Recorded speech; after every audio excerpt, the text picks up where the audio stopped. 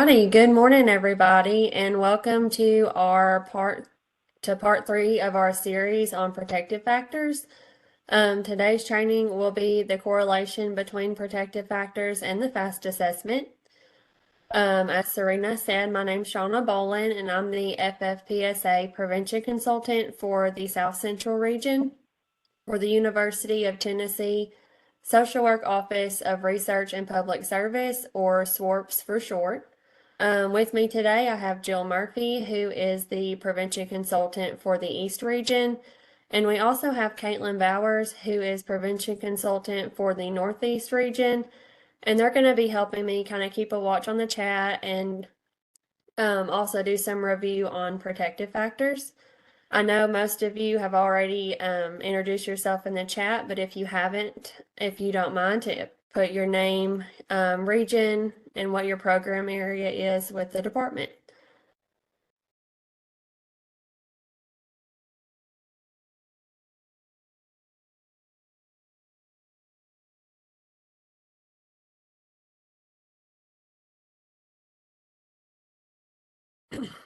So I would like us to interact as much as possible while we're together today. From the chat, we can tell that there's a lot of variety of folks with us, which makes for great conversations and perspectives. During the training today, we'll talk a lot about protective factors, connecting the FAST and protective factors, motivational interviewing, the FAST rating system, components of the assessment, and global assessment. We also have some real examples of using protective factors when you're working with your families and how these skills can help with your case planning process, including your child and family team meeting or CFTMs and non-custodial permanency plans or NCPPs. As some of you may know, we've done two previous trainings, one on protective factors and then one protective factors and motivational interviewing. In the training today, we'll do some short reviews on those topics while also incorporating the FAST assessment.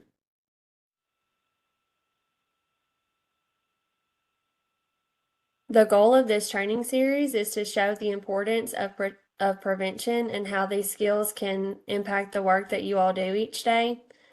The goal of prevention is to have safe, stable, and nurturing environments for the children and families in Tennessee.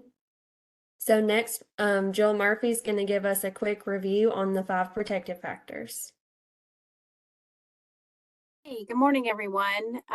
Thank you, Shauna. I was fortunate enough to do the 5 protective factors back in July, so I was very excited when Shauna asked me to do a brief review. So the first one is parental resilience. And when we talk about parental resilience, we're really talking about how well we handle all those little stressful situations and challenges that life throws our way every single day. They may be big, they may be small, but it's how you handle them. By helping parents build resilience, we can enhance their ability to cope with stress and challenges, and they're more likely to provide a safe, stable, nurturing environment that Shauna was just talking about.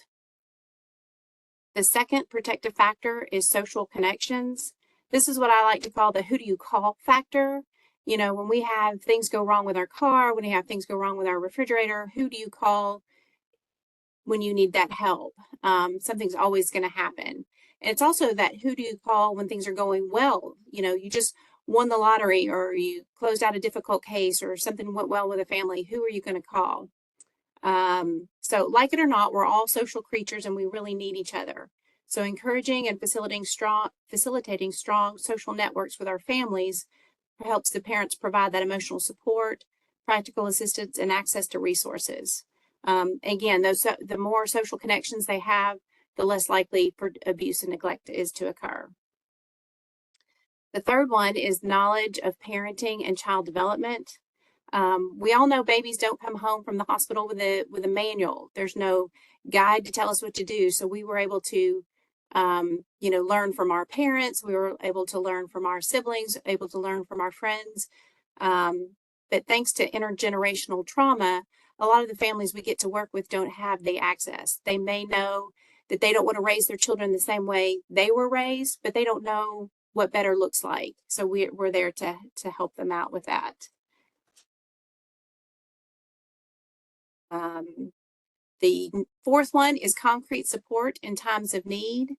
Educating parents about effective strategies in their child development can lead to more appropriate parenting and nurturing for their children. When they understand the child's needs, it could be different from a baby to a toddler to a teenager or a tween. When they understand those developmental stages, they're better equipped to provide that safe, stable, nurturing environment for their children. And the last one is, I think I just totally messed that up. I went to social and emotional competence of children. Sorry about that. So concrete support in times of need is really the most obvious reason a lot of families come to the attention of DCS. Providing families with concrete support such as housing, food, healthcare, financial assistance, transportation, work support can alleviate stress and prevent crisis that otherwise might lead to a child removal. So ensuring families that can meet their basic needs, they can stabilize the family environment.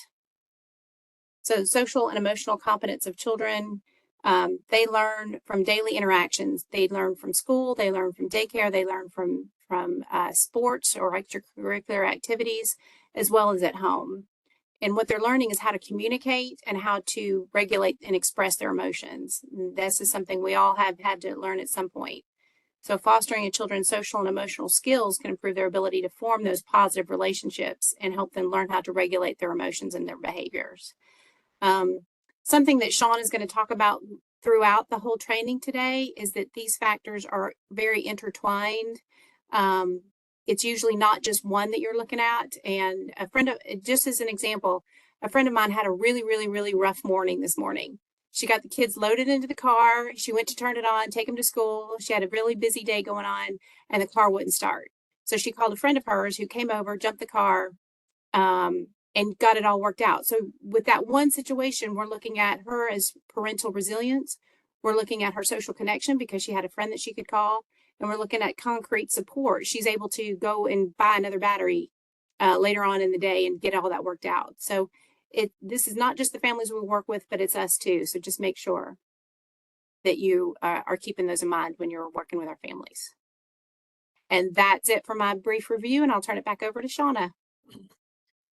Thank you, Jill. That was an excellent review on the protective factors and good examples too.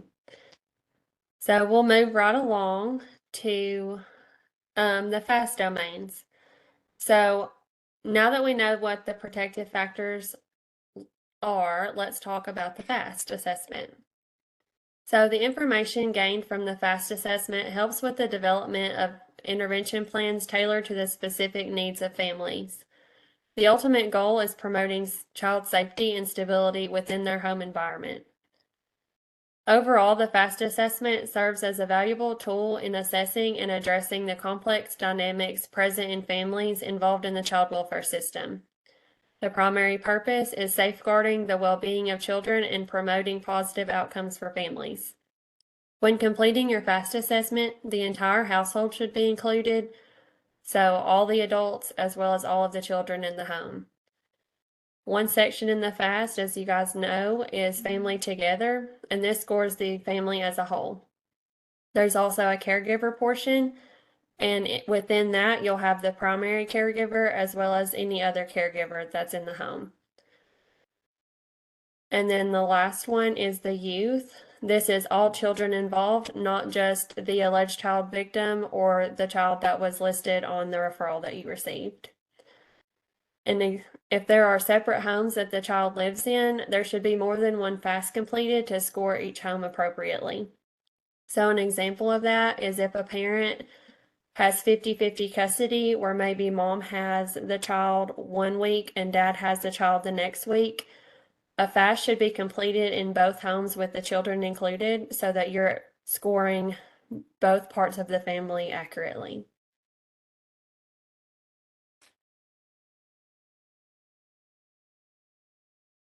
So we all know what the FAST core items are, and I want to give us a chance to think about them and put them to work.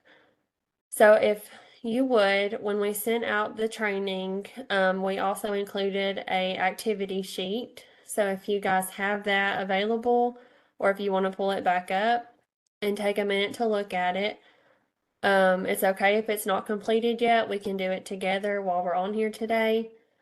We'd like your participation in the chat. So as we move through the activity, if you'll drop your answers and if you have any stories or scenarios that you'd like to include on why you answered the way that you did, we'd like to hear that as well. You can also come off of mute if you are comfortable in doing that. So we're going to do the first one together so we kind of have an understanding of what we're looking at. So, what protective factor fits best with financial resources? Keep in mind when you're answering these questions that, like Jill had said, there can be more than one protective factor that fits with each domain. And so the first one for our answer, we had concrete support in times of need. You can ask your families, what community groups are you involved in, if any, or who would you reach out to in times of need where you need help? Another example could be if they were needing help with maybe affordable childcare, you could offer the idea that a daycare voucher can be helpful and they can get certain childcare arrangements to look into that way. So the next one, I'm going to give you guys a minute to put in the chat which protective factor you feel like goes best with residential stability.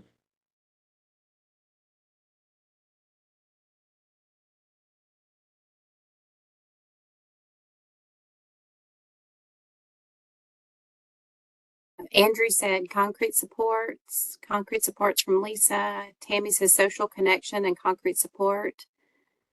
Nicole, parental resilience.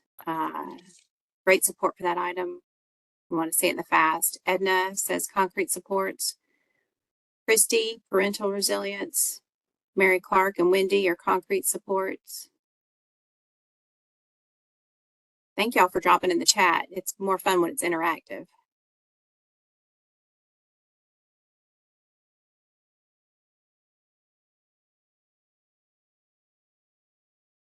All right, so for our answer, we had parental resilience, especially if they've had housing instability before and now maybe they have stable housing. This could be a huge strength for that family.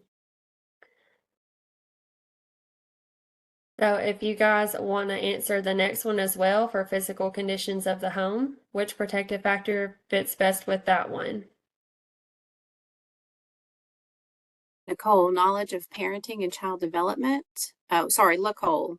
I hope I'm saying that right.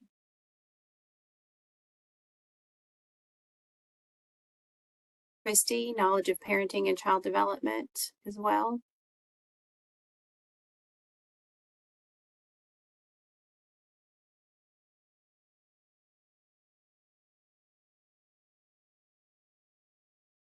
Andrew, social and emotional competence of children as well as knowledge and concrete support. Yeah, you got them all in there.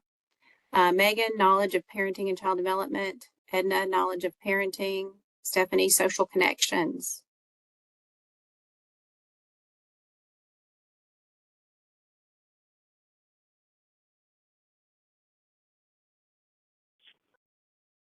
At the tone, please record your message. When you've finished recording, you may hang up or press 1 for more options. To leave a callback number, press 5.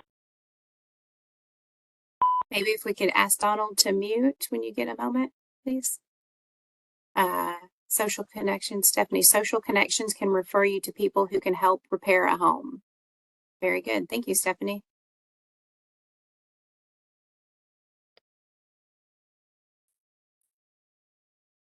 So those were all really good answers. For us, we also had knowledge of parenting and child development.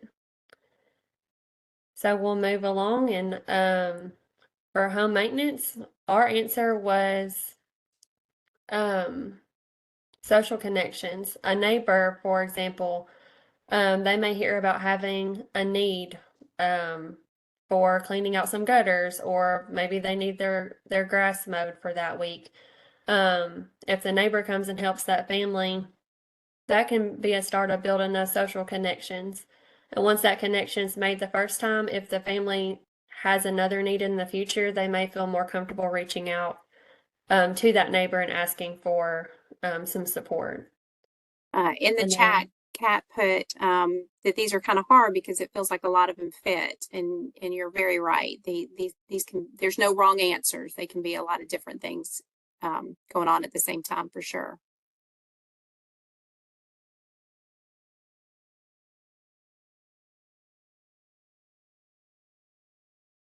And so for natural supports, we have social connections for that one as well. The more natural supports that the family has, the less likely they are to need assistance from DCS. I'll also add here that we understand that families may have burned some bridges with their own family, but they can also turn to neighbors, churches, or support groups for other things if they need some assistance or some support. So next we'll look at some caregivers, fast domains. The first one, like the last time, we'll do it together. We have social and emotional competence of children.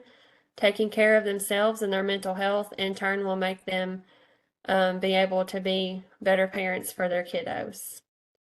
If you guys want to take a minute and answer the next one in the chat for substance use, which protective factor goes best with that one?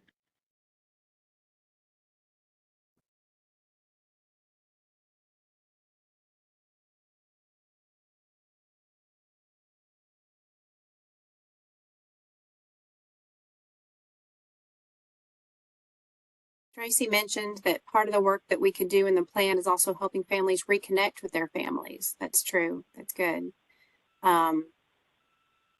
Andrew mentioned that all of them could be natural supports. Protective factors are natural supports in his opinion. That's true. Good point, Andrew. Nicole said parental resilience. Edna, I feel like I got lost in the chat here. Parental resilience if they're in recovery. Knowledge of, there we go. Knowledge and parental resilience. Concrete support in times of need. Christy said parental resilience and said concrete support in times of need. Crystal said parental resilience and social connection to mental health. Stacy said social connection.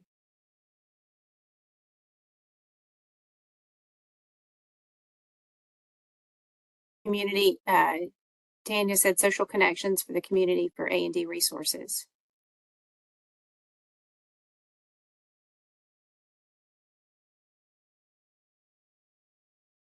Awesome. Thank you guys for all those answers. We also have parental resilience for that one. Next, we'll look at parental criminal activity. We have social connections for that one. We could look at why does the person have the charges that they have when we're asking those questions with the family. An example is if maybe they have a theft charge. What did they steal, or why did they steal the item? We may be quick to jump to conclusions, but they may have stolen some food from a grocery store or Walmart because they're trying to feed their kids and they didn't have any money that week or something like that. And if that was the case, we could give them resources for community food banks and churches and things like that, and that also builds those social connections for future. If you guys want to answer developmental in the chat for which protective factors fit with that one. Andrew made a great connection that said not all social connections are protective factors. So you really want to focus on building the positive social connections for sure. Stephanie said concrete supports. Sonia, concrete support. Nicole, knowledge of parenting and child development. Arminta, knowledge of parenting and child development as well. Mary, knowledge of parenting and child development.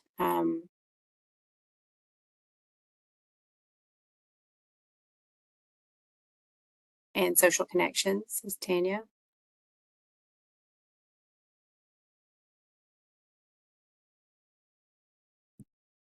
Daniqua, knowledge of parenting and child development as well. And Lisa says social connections.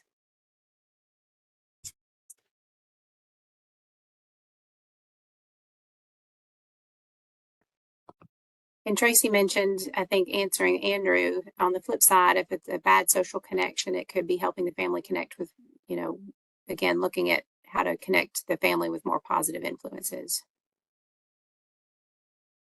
And Andrew thinks this one is everything except social and emotional competence of the children. All right, I think that's all in the chat. My chat box moves really fast, so I'm trying to keep up. So if I miss you, I apologize. Thank you, guys. Those are all really good answers, and I put on the screen what we had as our answer as well. So we'll do the next one, just kind of moving a little quickly. We put knowledge of parenting and child development. As we all know that, you know, children have different ages, different abilities, and they may need different types of discipline. If parents are having some concerns with how to discipline their kiddos, or maybe they're at a loss of what to do, we can offer some resources.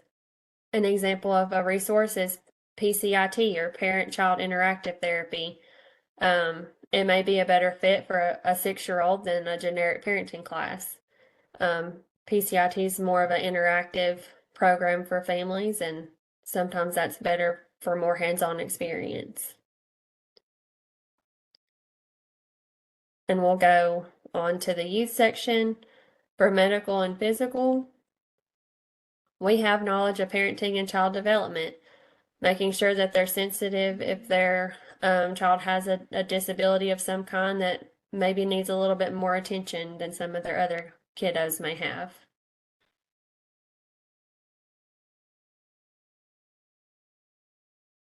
High-risk behavior, we have social connections for that one. Are they good connections or maybe not so good ones? People, especially children, are influenced by who they spend their time with. This could be a strength or a need depending on the company that they keep.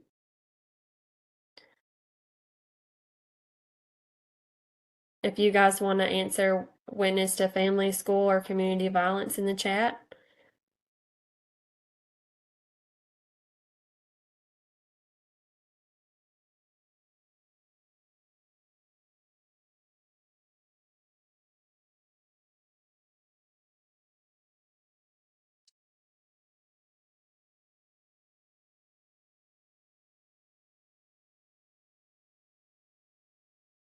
And sorry, Andrew says social and emotional competence of the children, as well as Kat with a question mark. Social and emotional competence in the children, concrete support in times of need. And it says this one is hard. It is hard.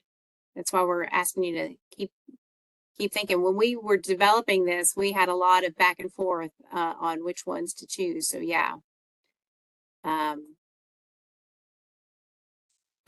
Lisa says knowledge of parenting and child development. Sonia says social connections. Armita says concrete support in times of need. Yeah, a lot of these could fit.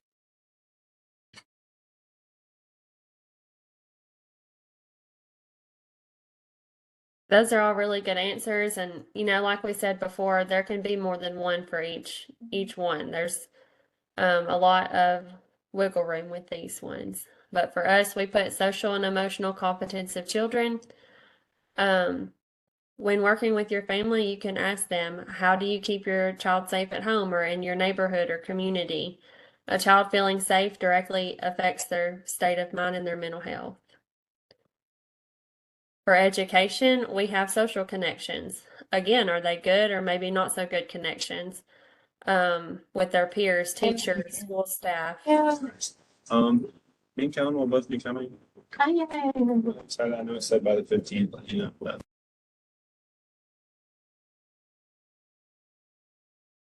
So this one's very similar to the high-risk behaviors with the social connections. And then this is the last one we'll ask you guys to answer if you want to look at neglect and which protective factors fit with that one, and drop your answers in the chat. Christina made a good point that she could see knowledge because you would need to talk to your child about the violence on an age-appropriate level as well.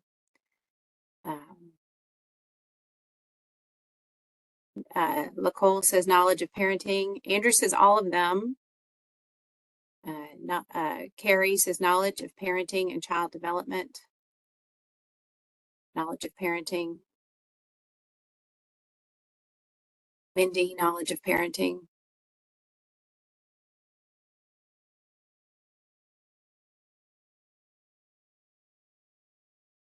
Tracy says concrete supports.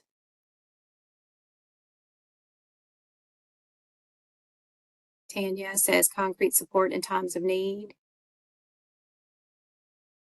Johanna, hopefully I said that right, says knowledge. Christina, knowing if your child has challenges with certain tasks at school would be knowledge of child development. Right. Armida, parental resilience.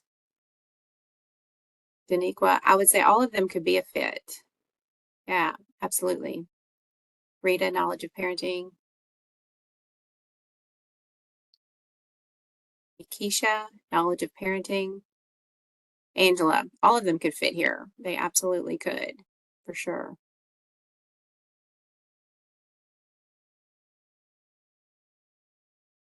Stephanie, social connections and knowledge of parenting.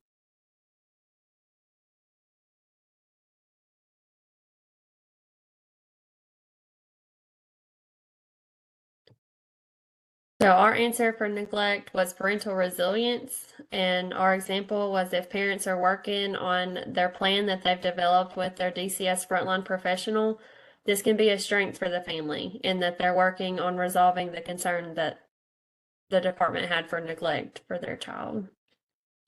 We really appreciate you guys interacting with us for the activity. Thank you so much. So next we'll move along to motivational interviewing. The 4 processes of motivational interviewing are engaging, focusing, evoking, and planning. As discussed in the last training, these processes are not a step-by-step guide to motivational interviewing. When you all are talking with the families you're working with, using motivational interviewing is helpful so that you can gather information that you can later use in your case planning. The first step for engaging, this comes first because you have to engage with the person involved before discussing any kind of change. Strong engagement makes it easier to explore one's motivation for change, and it's also something that should be reinforced throughout the entire conversation. Engaging is the process that helps establish a good working relationship with the parent or guardian, and it lets you get acquainted with each other. You'll also get to know them better and the circumstances behind the contact that you have with them. And this is where you really start to build a rapport with the family that you're working with. Focusing is about finding a clear direction and goal. What is the parent or guardian's particular goal for change? And if they don't have a goal, this is where a frontline professional like you guys can help them with setting a goal. Evoking is when you narrow down and bring focus to the goal that was identified in the focusing process. And then for planning, this is the how element. Planning encompasses developing a commitment to change and formulating a specific action plan. Planning can be optional. However, with frontline professionals, it can be a vital tool to help build the plan moving forward with the family. So when you use motivational interviewing, you can gather more information about that family and use that to make a more efficient plan with them about their needs, and also be able to add in strengths from the information that you got from them. Motivational interviewing is not just about the questions or methods that you ask. It's an evidence-based technique that is even used by counselors when they do therapy. It's a tool that they use to elicit change. And when you're using the skill of motivational interviewing, you are using a professional model.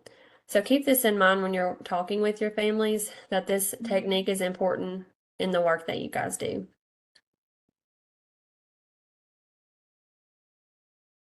So the 5 principles of motivational interviewing are to develop discrepancy, express empathy, elicit change talk, roll with resistance, and self-efficacy. So the next few slides is going to be a recap on how motivational interviewing is connected to the 5 protective factors.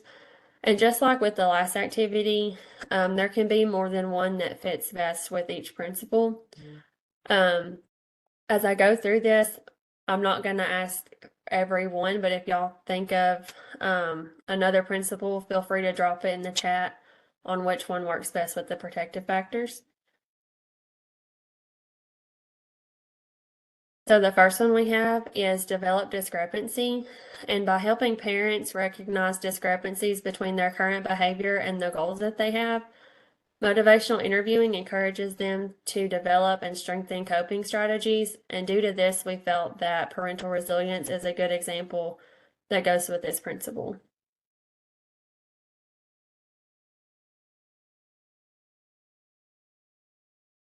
Express empathy, where frontline professionals can lead by example. Expressing empathy helps parents feel valued and understood, which can encourage them to seek out and maintain supportive relationships in other parts of their community. Never underestimate the change that one empathetic and understanding relationship can have within a family system. And so that's why we felt that social connections was a good one to put here.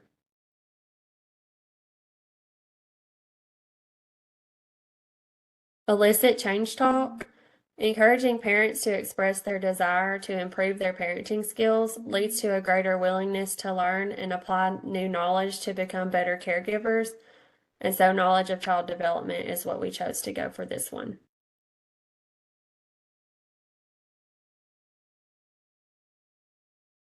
Express empathy by showing an understanding and having compassion. This helps parents feel safe enough to discuss their needs and seek support.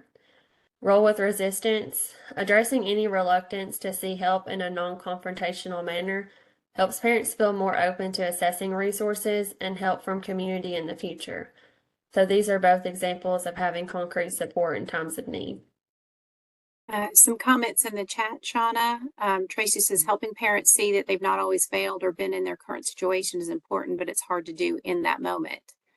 Pushing them to recall the positive in their times of strength is very important. And Kat says, I always like to tell families that I'm seeing them on their worst day or season, but want to see them at their best. Good strength-based perspectives. I like that.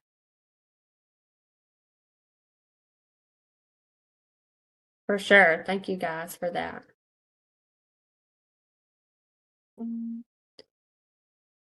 So support self-efficacy by affirming parents' abilities to positively influence their children's development. This component boosts their confidence in their parenting skills, and it lets parents know that they have the skills to be competent, understanding caregivers for their children. And so social and emotional competence of children seem to fit best in this one.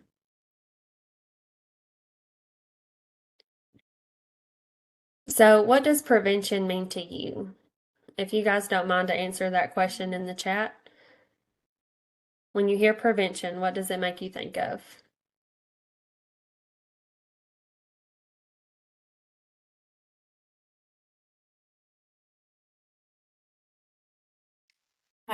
Kat says kids not coming into custody, keeping kids at home when possible. Tammy says keeping children safe and out of state custody. Yakisha says avoiding a situation. Very good. Tanya says proactive. Andrew says keeping kids out of state's custody and out of harm's way whenever possible. Lisa says going upstream. Carrie says addressing risks and needs to strengthen the family and to preserve the family.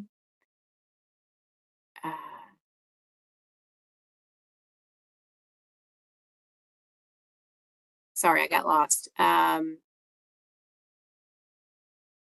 Laderica, sorry if I messed that up, to keep from doing something. Crystal says to stopping a crisis before it happens. Tracy loves proactive. She has 3 exclamation points if that tells you how much she loves it. Edna says helping families get the support and tools they need. Nicole says avoiding the bad stuff. Mary says support that will improve outcomes. Kristen says preventing future abuse and neglect and more cases. Daniqua says exhausting all options, making efforts to avoid the children coming into custody.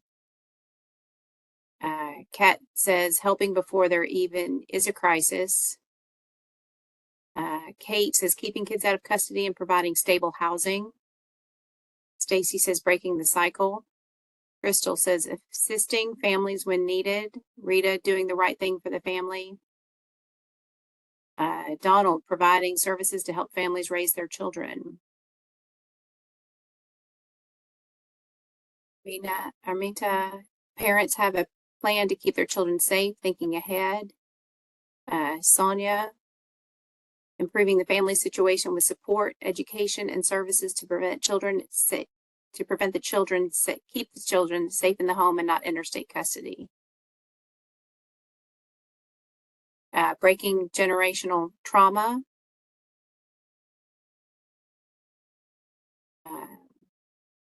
And that's all of them that I can see. A lot of other positive feedback. Wow, guys, that's a lot of really good answers. Thank you so much for that. And last one just jumped in here, means partnership with family and community. For sure, that's a good one too. So, where does prevention come in? Prevention is so important in the work that you all do every day. Preventing child maltreatment requires a holistic approach that addresses individual, family, community, and societal factors. Empowering families and strengthening their coping skills is crucial for child protection.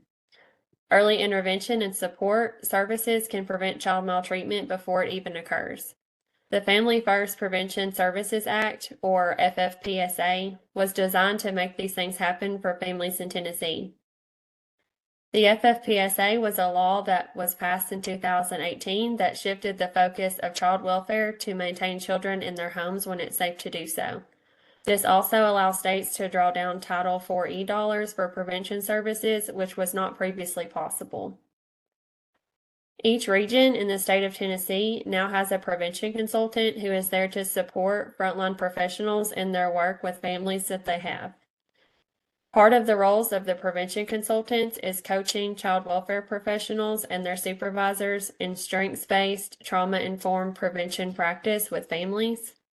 They also provide various training to child welfare professionals, regional leadership, community partners, and service providers to increase awareness and understanding of prevention under the FFPSA. They also work to build local collaborative cross-system support for children and families in their communities.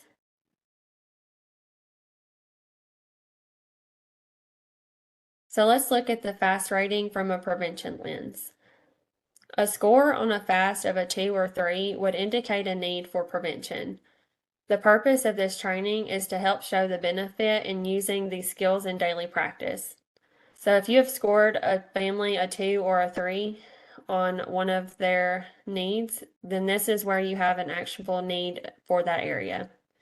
And those needs tie in directly to your case planning within your CFTM and NCPP development. So an example is if you have a case where maybe the family is experiencing a financial crisis or can't pay their rent, then it's you as the frontline professionals who are responsible in helping connect them to services and resources that can help with that. Protective factors intermingled, you can ask them, has this happened before? What did you do then? Make sure to stress to the family that DCS doesn't always want to be involved. So how can we help the family become more independent and able to find these resources or use the resources that they already know of without having to have DCS involved? This can also prevent the family from having additional case in the future. We want to ensure that you all as frontline professionals are equipped to handle those exact kinds of situations. Parenting can be challenging for anyone, even without a DCS case. And we're here to help provide you with the necessary resources and support needed to help your families navigate these challenges more effectively. When you're talking with the family and you're asking those motivational interviewing questions, you may realize that they've used resources before. So you can begin to offer them encouragement by saying, now you may feel defeated or like you don't have anyone, but when times were hard before, who was there to help you?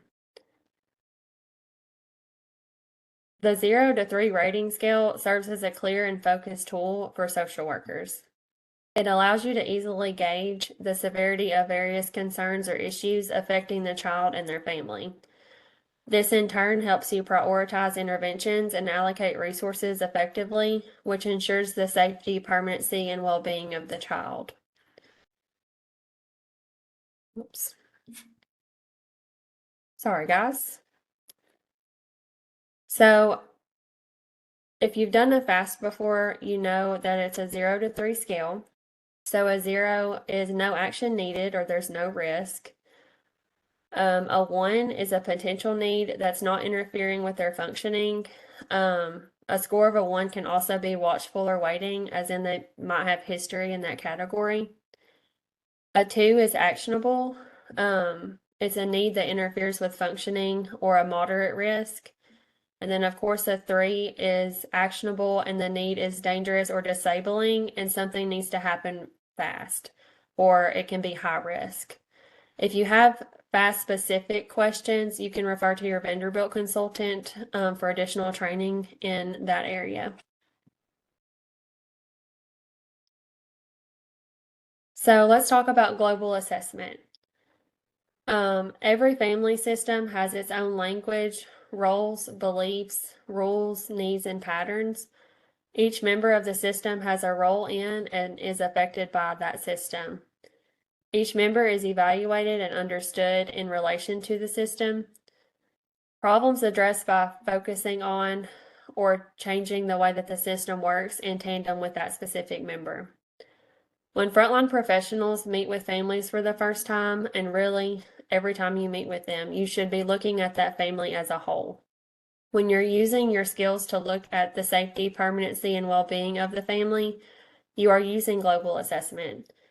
It's important to look at the family system when case planning because there are more than just the allegation, the child, and the alleged perpetrator that came in on your referral or on your court or however you received that family. These are families that you're meeting at what is most often the hardest times in their lives, and you guys have an opportunity to make a difference in their lives. The information you gather for decisions being made affects their daily life. So you want to make sure to report things as accurately as possible, and using all of these skills is a good way to do that.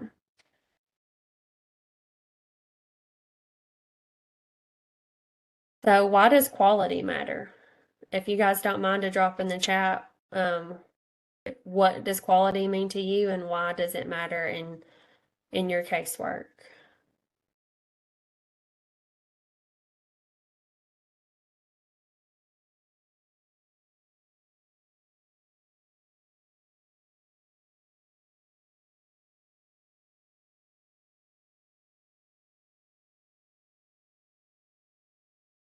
Pat says quality is another way of prevention. Kate says promotes integrity and trust. Armenia, I'm so sorry. I know I'm saying that wrong. It will impact the outcome. It's Arminta. Arminta. Sorry, Arminta. I'll be better. It will impact the outcome of the services needed by the family. Tracy says it directs you toward the most appropriate services for the family and children. Lost my cursor.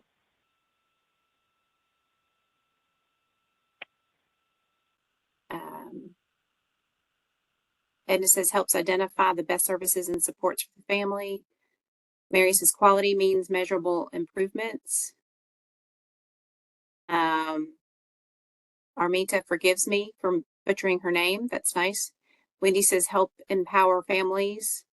Carrie, details tell the whole story, the good and the not so good, and you can plan accordingly and appropriately.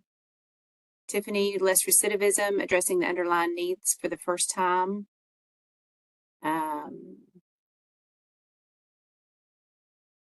Nicole says you don't want to just check off boxes with families. You have to care to engage with the families and really try to help them with their needs so the cycle does not continue.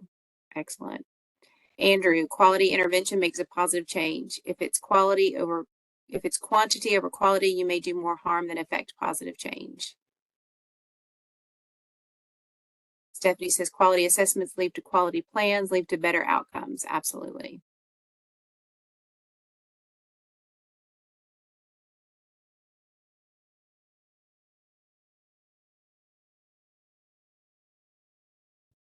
Tanya, we should always give and do our best work when working with families and children. Their quality of lives depend on our quality of work. Nice. Quality reflects capturing what is going on with all participants involved. That was Donald, and Sonia says it ensures that the family receives the appropriate help needed to help families have the most positive outcomes. And I think that's all of them. Awesome. Thank you guys again so much for that.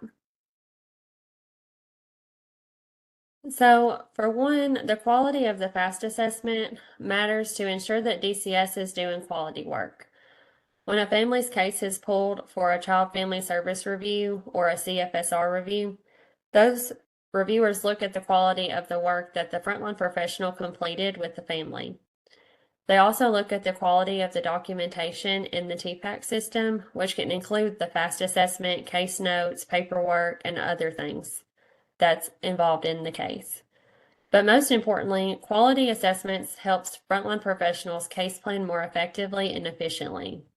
It's not just about identifying needs, but also about ensuring that none of the family's needs are overlooked. The purpose of the FAST is to help better understand the family as a whole, which then helps with case planning.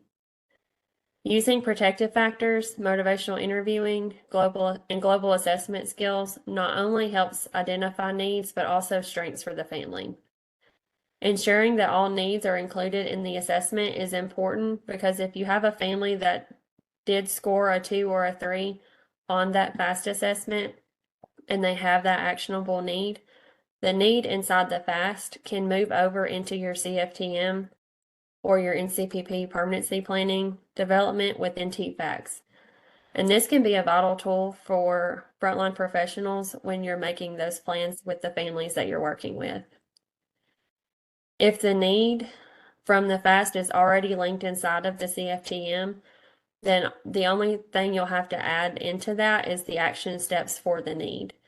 Every person inside of the permanency plan also needs one strength. And the interconnectedness of all of that underscores the role of the quality in the entire case planning process. And this process simply just helps frontline professionals not forget any of the needs that the family has.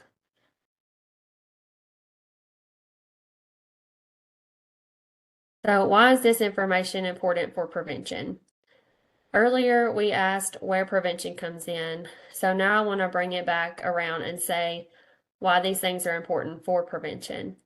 Whether you are building to enhance a strength further or you have an actionable need that needs a service, those things should all go on the plan anytime they're actionable. The plan incorporates foundational strengths as support. So how do you use those foundational strengths to boldly advance the families in the plan that you're making? So again, where does prevention come in? And remember the end goal. The end goal of prevention is when you're working with families is safe, stable, and nurturing environments for the children and families in Tennessee. Using the skills that we've talked about today and throughout this series about protective factors will help you better serve the families that you encounter. So thank you guys again for joining today. I want to be respectful of your time. So if you leave today and there's still questions that you have, please scan the QR code on the screen and you can find your regional prevention consultant, and we're happy to answer any additional questions that you may have. Also, if you need a refresher on the FAST scoring methods, we send out the FAST manual along with the training information, so feel free to look it over and ask any questions that you may have on that. We also have a brief survey, if you don't mind, to check the chat for and give us some feedback from what you thought about for the training today. Thank you guys again for joining us.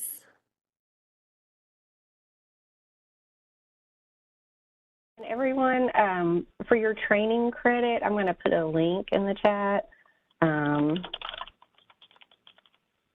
Please fill this out. If you're watching with someone, please be sure that person puts their information into that link.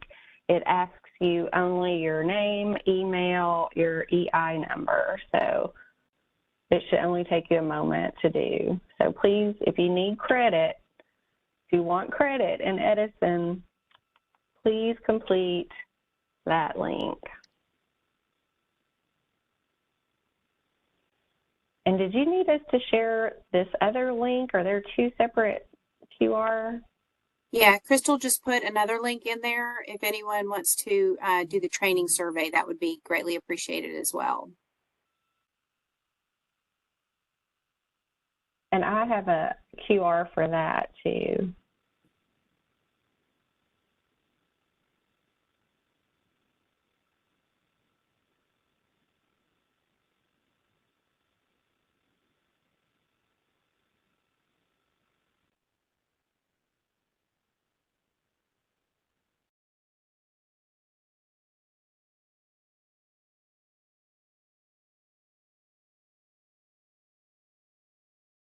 Okay, so the next, the QR code that's up there now is also for our training and evaluation. So yeah. That's what y'all are wanting. Yes, thank you. Okay, good.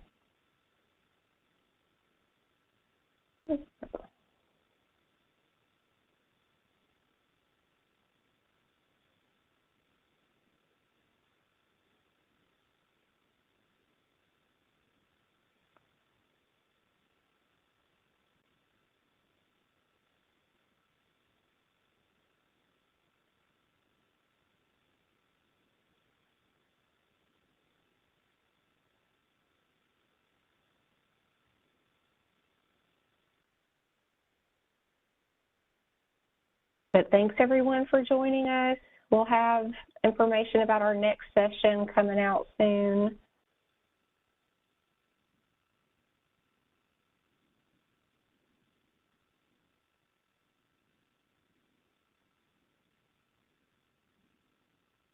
It's good seeing you too, Stephanie. I know you're having fun where you're at, but we miss you.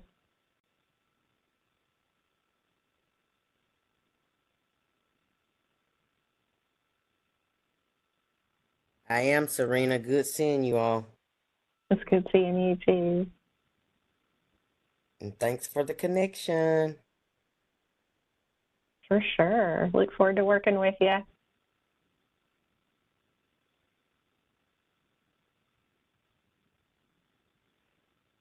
And if anyone has any questions, let us know.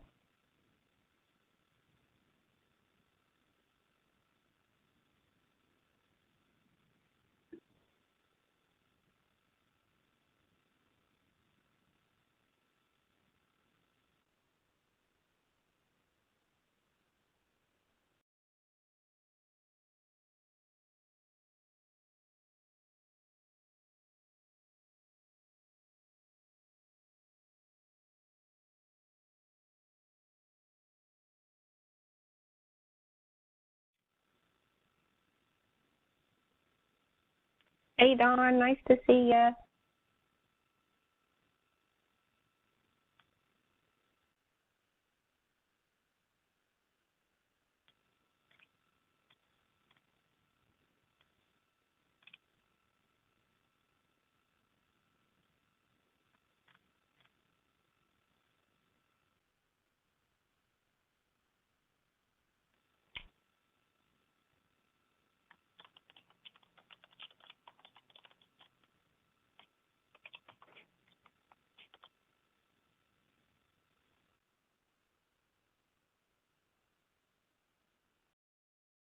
And Shauna, could you send me a like a PDF of the presentation, and then that way I can email it out to everyone?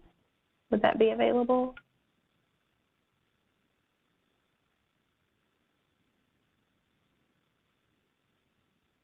I can try to get that to you. we have someone that can maybe handle that on our end. So I'll ask her after we get off here today. Okay.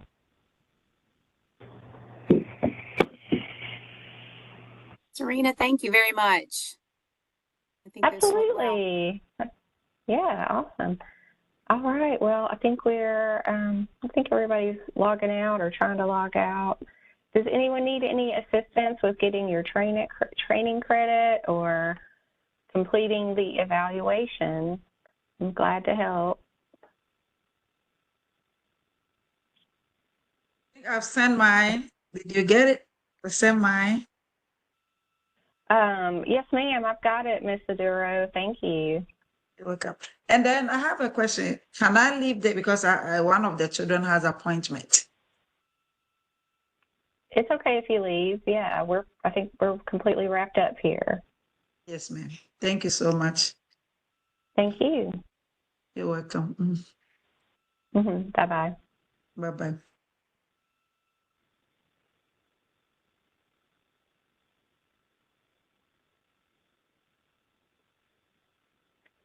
I'm going to go ahead and